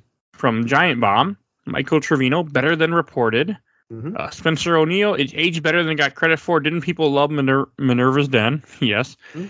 Okay, from Brett Shepard, absolutely loved this game at launch, and I never understood the hate it got. We're playing it when the remaster relaunched, and it was even better than I remembered. It warms my heart to hear all this good vibes, because I remember hearing nothing but negativity when this came out, so this makes me happy. Yeah, okay, remember this is back in the day when IGN gave Pokemon a 5 because they had too much water. So I mean, Bioshock's all water, so I would imagine why. Oh gosh, yeah. I don't remember. I feel like I vaguely remember that happening. All right, and from another friend of the show, Nick Paleo, this is one hell of a game, fantastic all the way through. The Minerva's Den fucking slap. It does. From Brian Ball, man, that game was way underrated. Sure, the story wasn't as strong and the gameplay was phenomenal, and Big Sisters made Big Daddies look like minions. Mm-hmm. That's True. fine. Johan's and home. Bioshock 2 is the best Bioshock. Fight me. Love it. Okay, here's one. Jeremy Byerson. My advice is to actually go for the evil ending and harvest away. Probably the only video game I played where the corrupt ending actually fits and doesn't feel like a game over. Yeah, it does fit. I mean, it fits thematically for sure. Although I think if you're harvesting little sisters, I just would, do what you want to do in life. It's your joy. Don't let me steal that.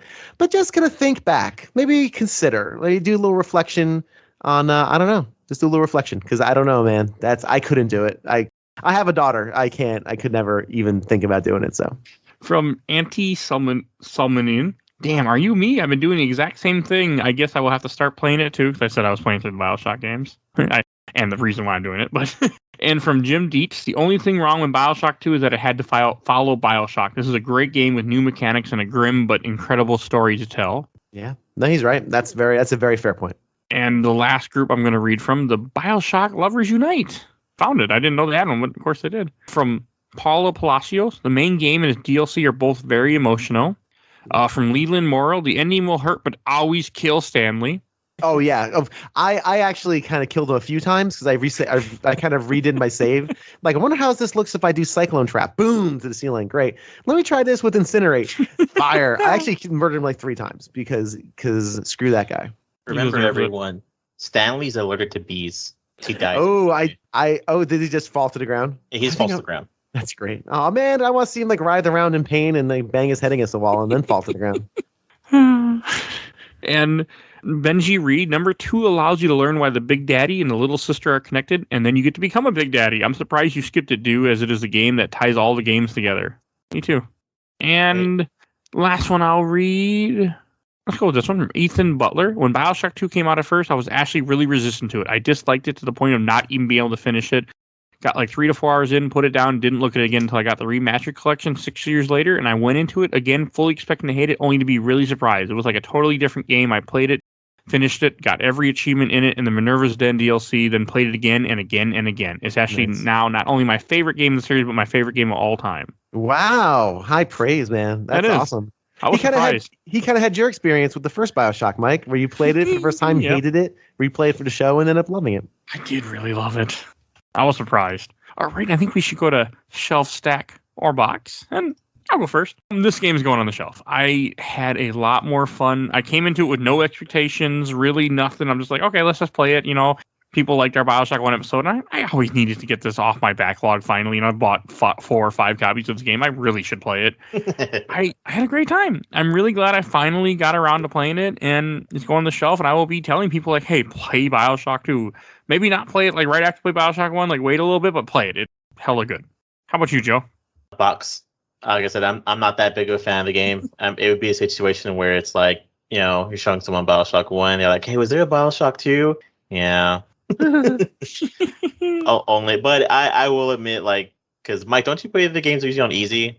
Oh yeah, I play everything on easy. The Bioshock 2 story is not that bad, so I recommend, like, if you ever want to like get someone in the series, it's not something you should have to grit your teeth over. Like, it's a pretty okay game.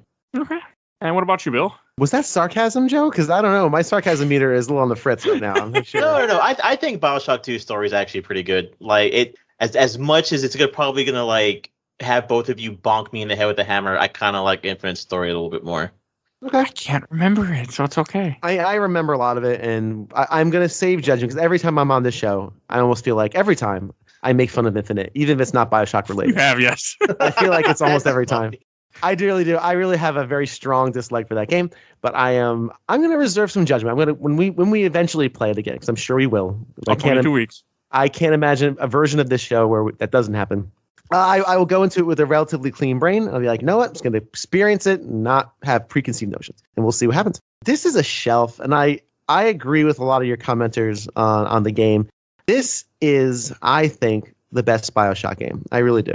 Not only is the play miles better, the story isn't as important. Like I said in the open, Bioshock is foundational to video games. It's when I eventually get to this Xbox era on this show, and who knows how long as speed is taking, there will be an episode on Bioshock, right? It's foundational. It's kind of like Portal. It's like it's just part of the DNA of games. It kind of kicked off a lot of interactive storytelling, even though games like Deus Ex and other have done it before. But yeah, it exposed that to a mass media audience, to a huge audience of people who could enjoy it.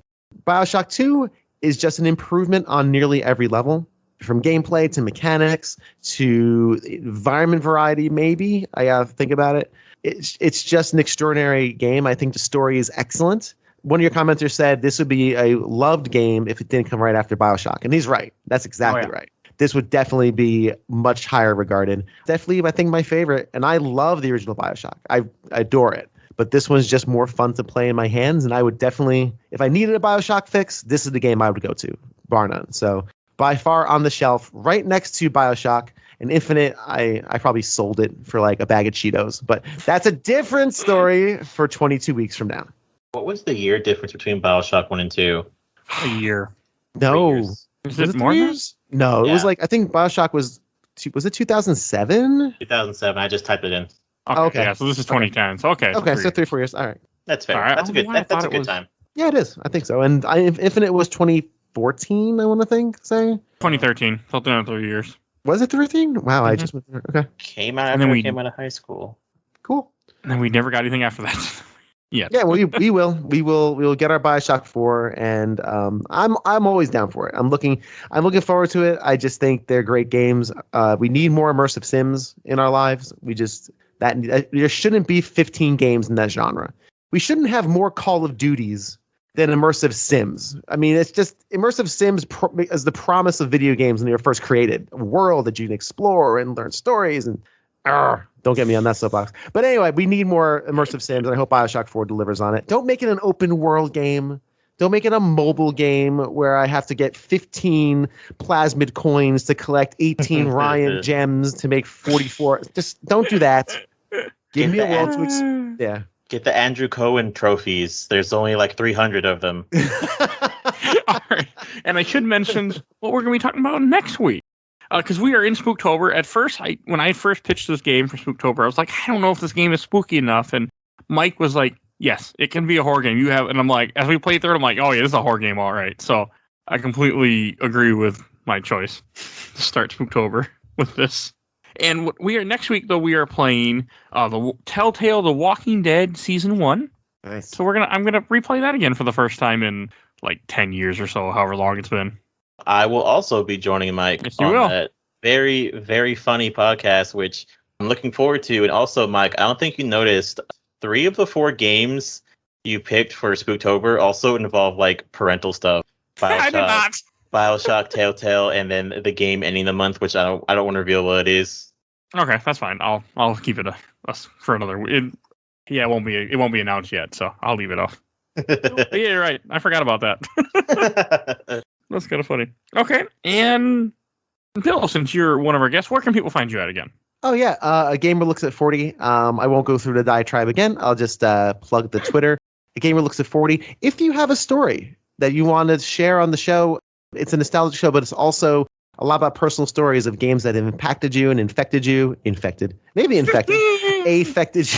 You know, I have stories of most recent episode that came out it's about an hour long episode about someone who used to work at the Sega hotline in Australia and his stories at the Sega hotline. It's really neat and really fun. There's stories about people. I have a bunch of stories that I'm going to be collecting about people who have relationships through games, who've been married and through games and had relationships. So it's those personal stories that I'm looking for. So if you have a personal story you want to share on a podcast, hit me up at A Gamer Looks at 40 on Twitter or A Gamer Looks at 40 at gmail.com. Let me know. You don't need a fancy mic. You don't need anything fancy. I have people who've done it over their phones, in their cars, which is great. And I want this to be inclusive and everyone can enjoy it. So let me know. And then, hit me up. Okay.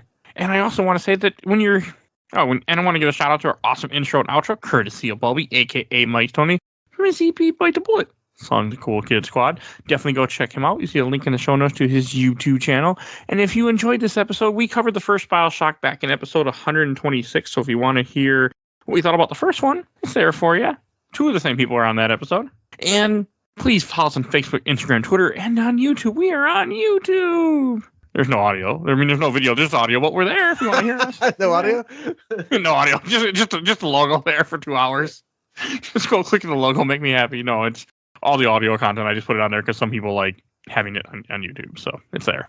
And the last thing I need to say is we have a Patreon. So please go follow us on our Patreon, and you can go vote in the poll that I mentioned at the top of the episode. This one is on detectives, because why not? Because I make the rules. We are covering Psych, Monk, The Mentalist, or Veronica Mars. So we'll cover the first episode of either one of those. You get to choose what we're going to cover. So definitely go check that out. And for as little as $1, you get to do it. So help us out. And I think that's everything I need to say. Yep, that is everything I need to say. So we will see you guys next time. Bye, everybody. Bye.